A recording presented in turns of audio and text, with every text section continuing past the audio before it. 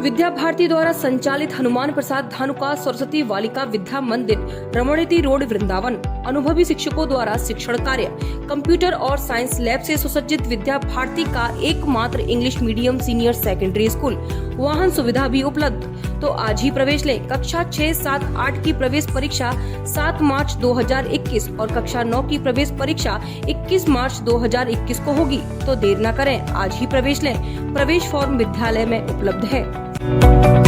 वृंदावन छठीगरा मार्ग स्थित वैजंती धाम में 20 मार्च से युगल महोत्सव का प्रारंभ होने जा रहा है, जिसके अंतर्गत विभिन्न कार्यक्रम आयोजित होंगे। इसी क्रम में गुरुवार को ज्ञान गुदरी वैजंती आश्रम में एक बैठक आयोजित हुई, जिसमें 20 तारीख से होने वाले युगल महोत्सव कार्यक्रम के बारे में बताया, जिसमें मुख्य वक्ता अंतर्राष्ट्रीय संत मुरारी बापू द्वारा राम कथा का गुणगान किया जाएगा। यह कार्यक्रम 20 मार्च से प्रारंभ होकर 28 मार्च को समाप्त होगा, जिसमें उत्तराखंड की राज्यपाल बेबी रानी मौर्य आदि लोग भी उपस्थित होंगे। इस बारे में जानकारी देते हुए राधा रमण मंदिर के सेवायत पुंडरीक गोस्वामी ने बताया कि महाराज जी क्या कार्यक्रम होने जा रहा है, क्या विशेषता रहेगी और कौन कौन लोग इसमें शामिल होने की संभावना है? हमारे विश्ववंदित श्री गुरुदेव पूज्यपाद श्री अतुल कृष्ण गोस्वामी जी महाराज का ये शताब्दी उत्सव यहाँ पर बड़ी भाव से मनाया जा रहा है और पूज्य श्री पिताजी श्री भूति कृष्ण गोस्वामी जी महाराज का स्मृति उत्सव, श्री विजय कृष्ण गोस्वामी महाराज का स्मृति महोत्सव, मेरी मनमाद्य गौड़ीय वैष्णव परंपरा का संपूर्ण आचार्यों का महामहोत्सव मनाया जा रहा है, जिसको सद्गुरु युगल महोत्सव 20 तारीख से 29 मार्च तक संपन्न हो रहा है। जिसमें बहुत आनंद की बात है कि विश्वबंद और विश्व भर में जिन्होंने श्री राम कथा की अलख जगाई है और अद्वितीय महापुरुष पूज्य श्री मुरारी बापू जी के द्वारा राम कथा का अति विशेष उद्बोधन और कथा यहाँ पर करी जाएगी। 20 तारीख से लेकर 28 तारीख तक 29 तारीख को होली महोत्सव और गौर पूर्णिमा का श्री महामहोत्सव यहाँ पर मनाया जाएगा। राधा कृष्ण की इस पावन भूमि पर होली खेलने के लिए देश विदेश से लाखों की संख्या में श्रद्धालु मथुरा पहुँचते हैं और होली का आनंद लेते हैं। ब्रज की होली पूरे विश्व में प्रसिद्ध है और ब्रज में अनेकों जगह अलग अलग तरीके से होलियां खेली जाती हैं। वहीं मथुरा के गोकुल स्थित श्री उदासीन काशनी रमण रेती आश्रम में भी पारंपरिक होली का आयोजन किया गया, जिसमें फूलों की होली के साथ टेसू के फूलों के रंगों से भी होली खेली गई। आश्रम के महंत गुरु शरणानंद जी ने भी भक्तों के साथ इस अनूठी होली का आनंद लिया। इस अनूठी होली का आयोजन हर बार की तरह इस बार भी अनूठे ढंग से किया गया, जहां रंग बिरंगे फूलों की होली हुई और टेसू के फूलों के रंगों से संत और श्रद्धालु भाव विभोर हो गए। भगवान श्री कृष्ण की पावन भूमि पर इस होली में सम्मिलित होकर श्रद्धालु और संत जनों ने अपने आप को सौभाग्यशाली माना।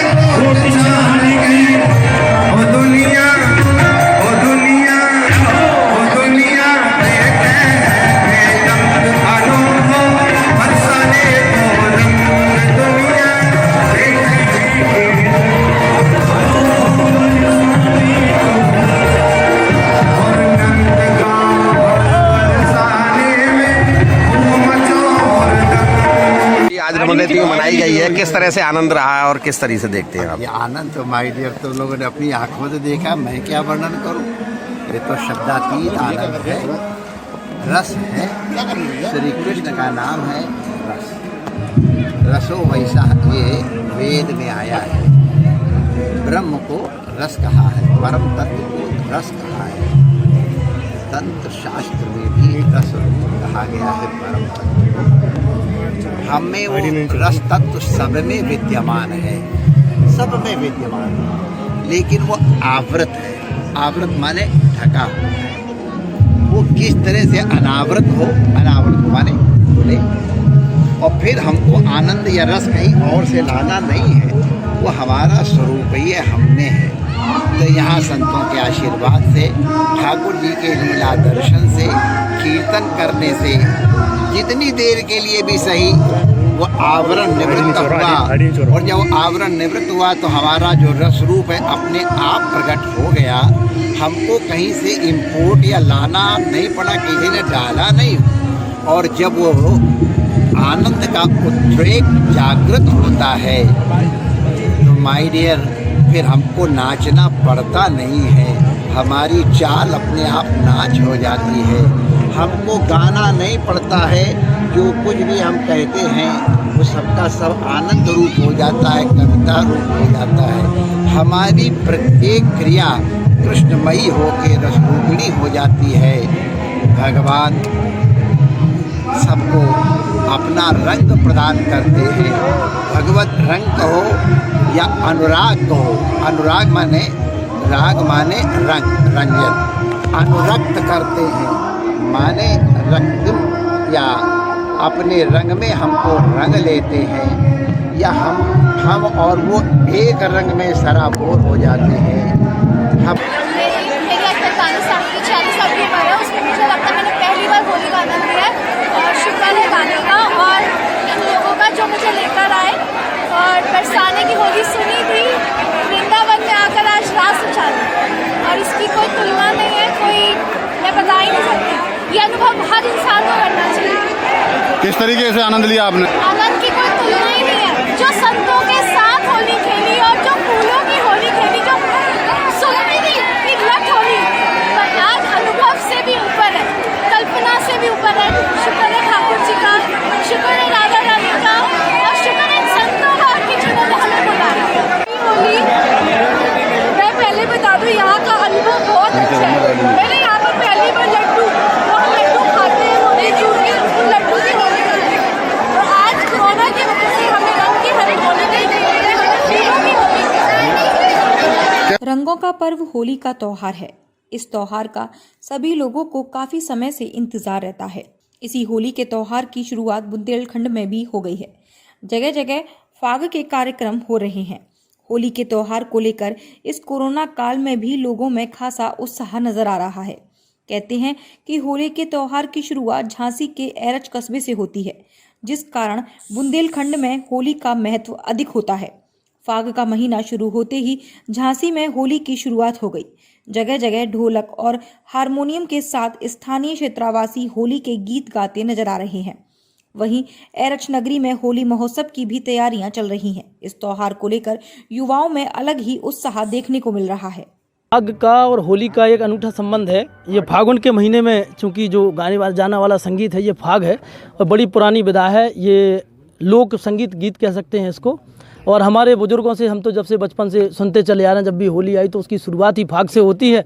अब चूंकि होली की सौगात इसी धरती ने पूरे देश और दुनिया को दी है, तो हमारे बुजुर्ग तो 10-15 दिन से यहाँ फाग का गायन चालू हो जाता है, जो आप देख रहे हैं।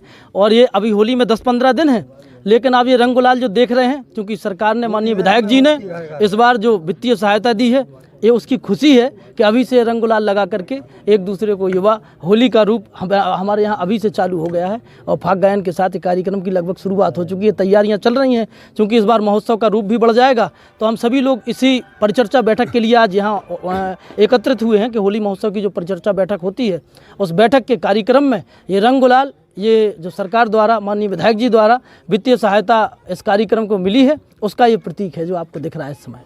United India officers association, general insurance employ, all India association एवं संयुक्त मोर्चा ऑफ ट्रेड यूनियन ने बुधवार को देशव्यापी हड़ताल के अंतर्गत मथुरा में भी प्रदर्शन किया।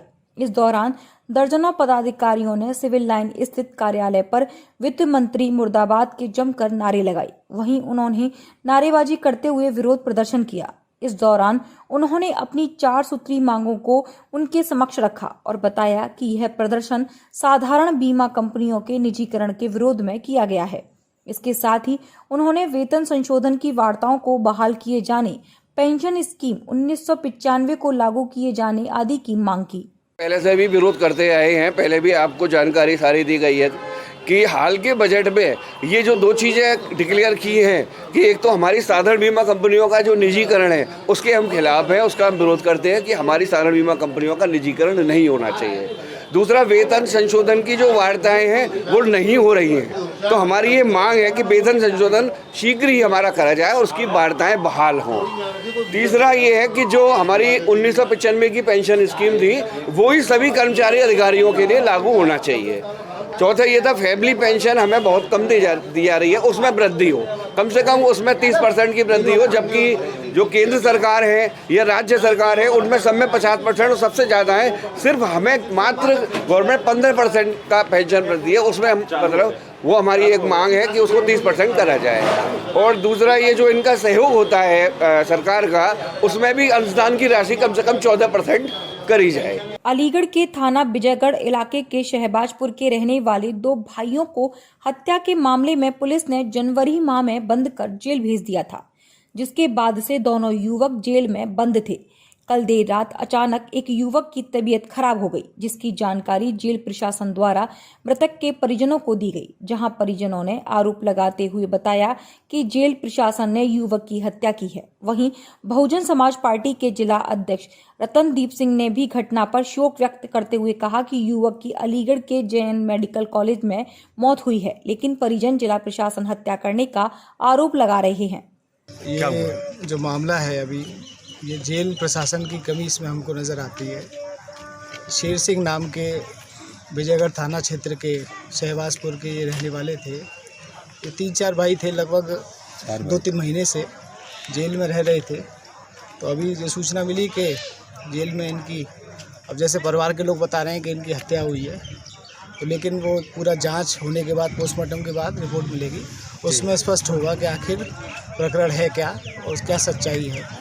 लेकिन हमारा मानना यह है कि जो प्रशासन है, जेल प्रशासन को इन कमियों पर विशेष रूप से ध्यान देने की ज़रूरत है कि ऐसी घटनाएं ना हो। नहीं सर, परिवार का ये भी कहना है कि जिस तरीके से 6 बजे ये घटना हुई थी, उसके बाद 20 घंटे बाद 12 बजे मिलने दिया गया है। ये जेल में ही मौत हुई है या मेडिकल के अंदर? ये जिस तरीके से परिवार के लोग बता रहे हैं तो ये बड़ा संदेह इस पर लग रहा है कि घटना बड़ी हो सकती है, और क्योंकि डायरेक्ट परिवार के लोग आरोप लगा रहे हैं कि हत्या का ऐसा मामला है, तो उसमें प्रशासन को गंभीरता से इसको लेना चाहिए। जब मेरा बेटा दिल्ली नौकरी करते माते जिनने झूठी सांची में लोग बुला लो, बाकी डॉक्यूमेंट सब मेरे पास कागज होता है। और वो परसों जी तकलीफ बताई गई जा तकलीफ है, लेकिन मौत कोई बात ना। कल शाम को 6 बजे फ़ोन पहुँचा मुँह पे कि तुम्हारा बेटा तकलीफ है, और 6:15 बजे फ़ोन पहुँचो कि तुम्हारा बेटा ख़त्म है। वो आज मैं अपने बेटा से मिलवे, 3 बेटा मेरे जेल में, और मैं उनसे मिलवे का जगह जी मेरे हाथ पर निशानी लग रही है। कौन कौन बेटा जेल में बंद है? सत्यप्रकाश, संतोष, बबलू।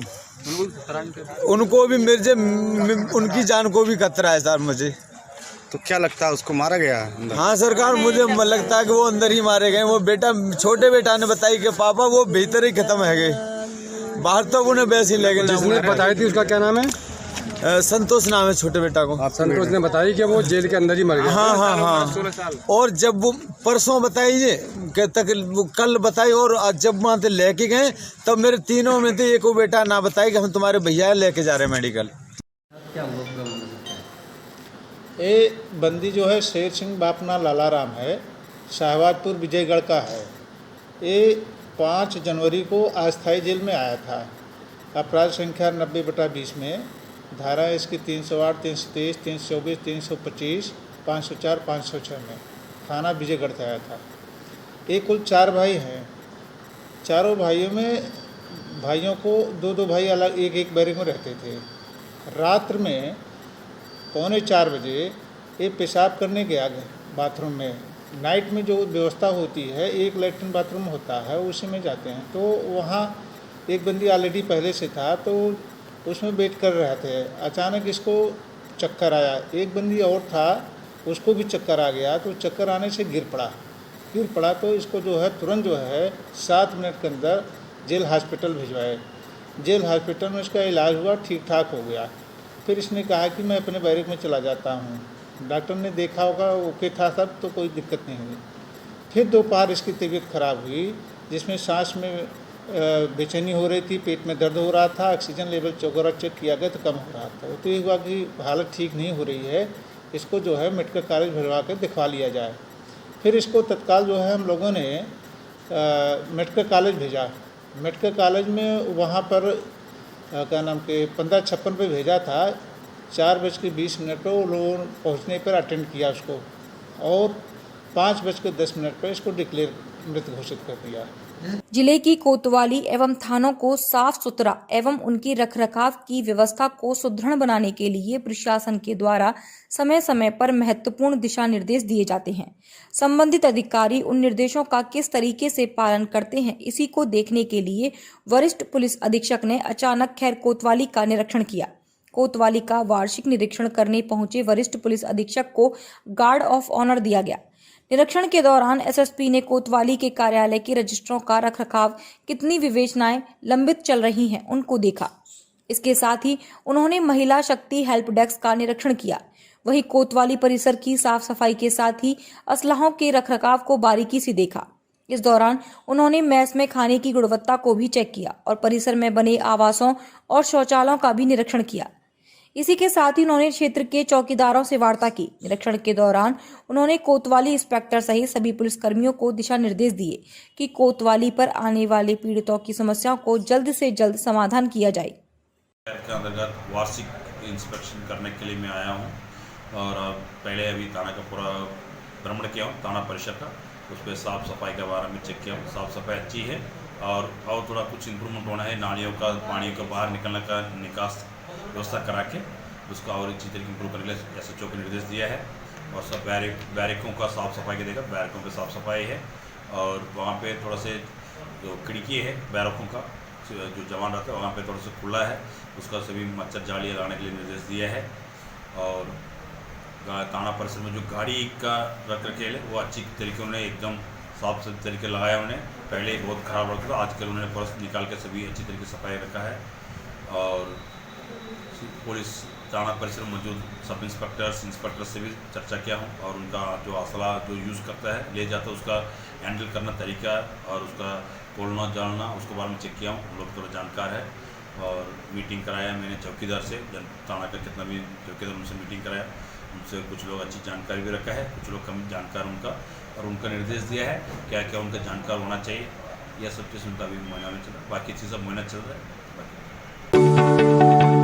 विद्या भारती द्वारा संचालित हनुमान प्रसाद धानुका सरस्वती बालिका विद्या मंदिर, रमणीति रोड, वृंदावन। अनुभवी शिक्षकों द्वारा शिक्षण कार्य, कंप्यूटर और साइंस लैब से सुसज्जित विद्या भारती का एकमात्र English medium senior secondary school, वाहन सुविधा भी उपलब्ध। तो आज ही प्रवेश लें। कक्षा 6, 7, 8 की प्रवेश परीक्षा 7 मार्च 2021 और कक्षा 9 की प्रवेश परीक्षा 21 मार्च 2021 को होगी। तो देर न करें, आज ही प्रवेश लें। प्रवेश फॉर्म विद्यालय में उपलब्ध है।